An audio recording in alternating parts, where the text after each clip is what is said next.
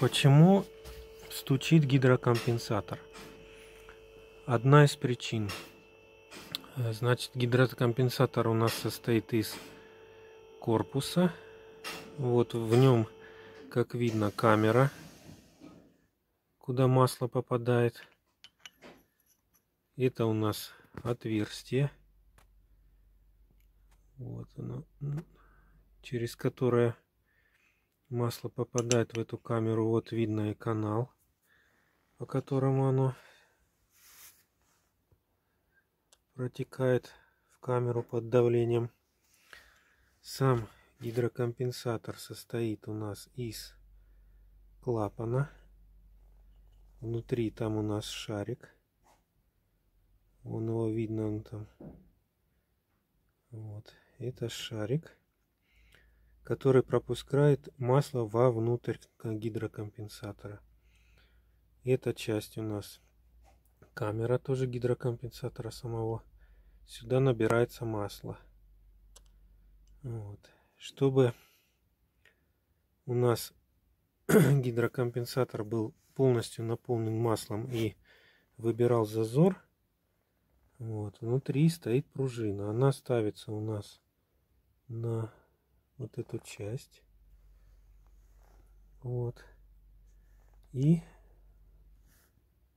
вот эта часть у нас одевается сюда. И вот вы видите, что происходит, когда мы нажимаем. То есть он у нас, пружина постоянно выбирает зазор. А масло заполняет камеру и не дает, обратный клапан не дает маслу выходить.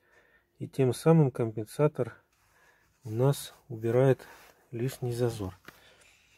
Вот. Но когда у нас эта пружинка ломается, вот видите, это я достал из другого гидрокомпенсатора, который стучал, то у нас вот эта часть, она просто падает.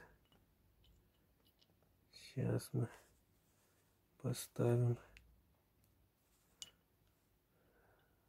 Вот, сейчас он у нас, в принципе, на масле.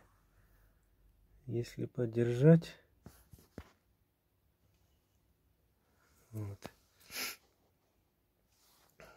то пружина уже не работает.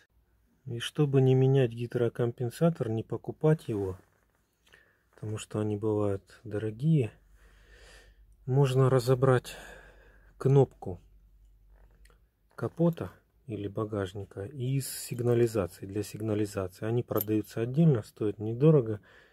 Отрезаете вот эту часть,